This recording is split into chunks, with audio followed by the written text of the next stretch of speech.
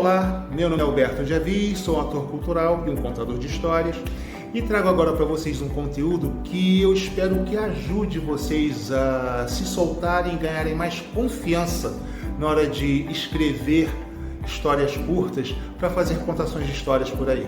É um exercício que trabalha um pouco de sentimentos próprios, sentimentos pessoais e algumas partes práticas na questão de escrita criativa. Eu dei para esse exercício o nome de Libertação de Histórias Afetivas. Mas por que esse nome? Vou explicar. Bom, eu costumo utilizar uma técnica, uma prática, uma metodologia para as minhas aulas de escrita criativa que eu chamo de exercício prático de libertação de histórias. Nesse exercício eu busco tentar brincar com a imaginação, estimulando a criatividade, ou brincar com a criatividade, estimulando a imaginação das pessoas que tentam escrever histórias, para que elas consigam realmente escrever histórias. Até porque não existe a maneira certa ou maneira errada de se escrever uma história.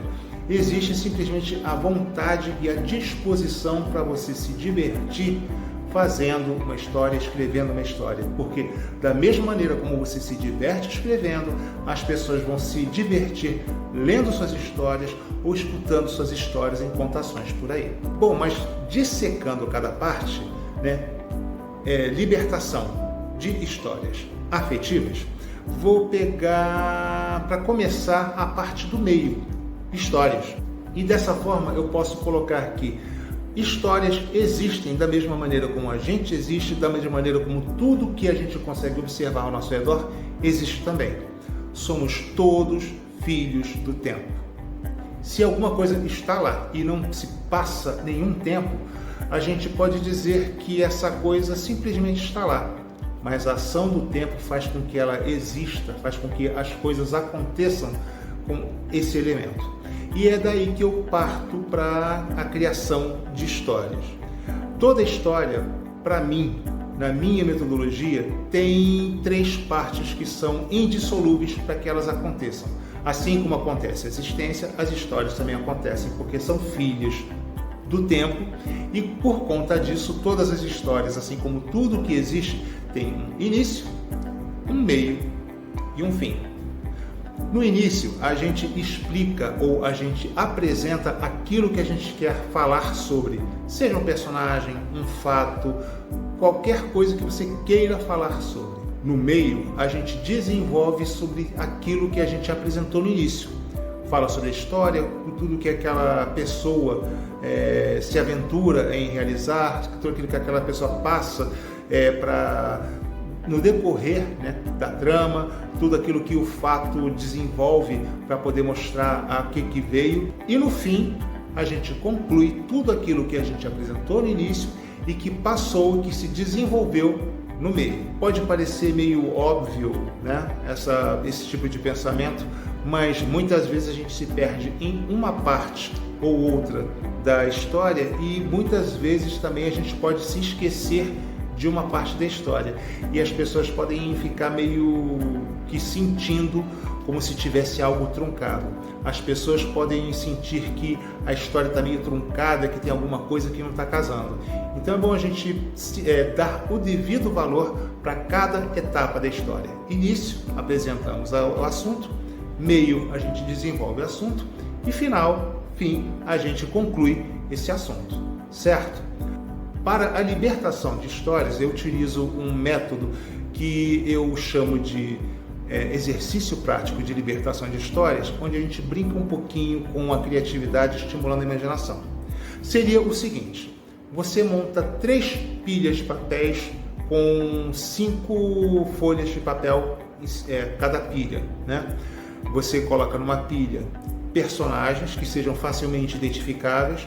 Pode ser um objeto, pode ser um animal, pode ser uma profissão, pode ser algum tipo característico, Como, por exemplo, uma baiana do acarajé, um médico, um gatinho, uma caneca. Na pilha do meio, você coloca características visivelmente inerentes, pertencentes a esse personagem. Por exemplo, um médico pode estar asseado, uma baiana do acarajé pode estar bem vestida, um gatinho pode ser peludo, ou pode ser preto, bege. E geralmente, para concluir essa linha de pensamento, eu coloco na terceira pilha de papéis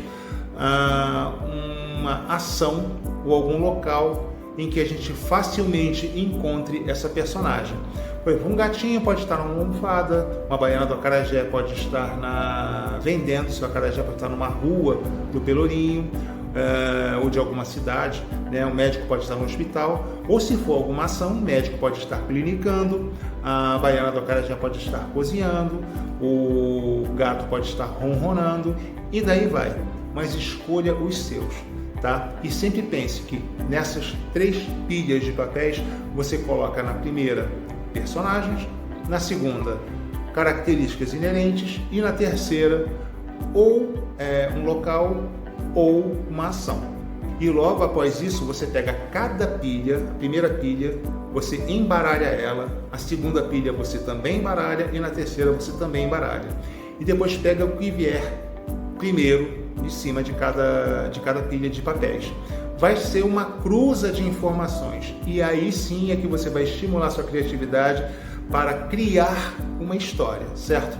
E essa história para contação, você não precisa fazer uma história muito grande não, porque em 10 frases você consegue concluir uma história boa para uma contação de histórias.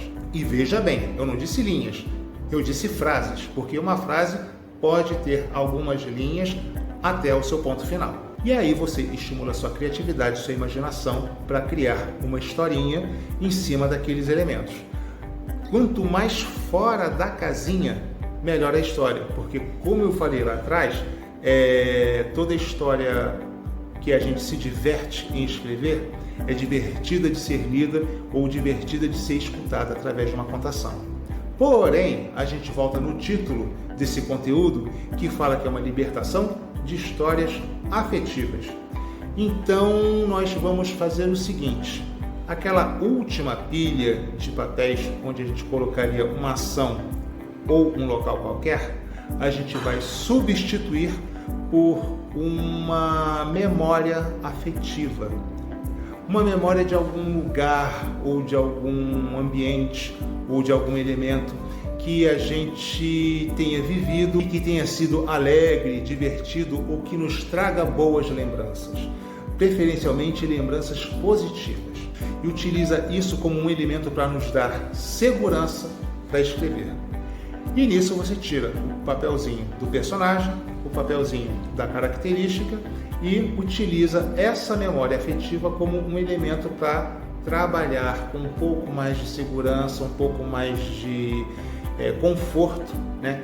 O que seria essa personagem com essa característica vivendo nesse lugar da sua memória, vivendo com aquele elemento da sua memória. E com isso, eu acredito que você tenha elementos que ajudam a te dar um pouco mais de segurança na hora de você escrever. E não fique pensando assim, mas será que eu estou escrevendo certo? Será que eu estou escrevendo errado? Não. Como eu falei antes, comece a escrever. Pratique. A prática é o melhor caminho para você sentir segurança na hora de escrever histórias para serem contadas. Certo? E no mais do mais, é isso, pessoal. Conteúdo passado, conteúdo findado. Meu nome é Alberto de Avis e assim como esse conteúdo se foi, eu também fui.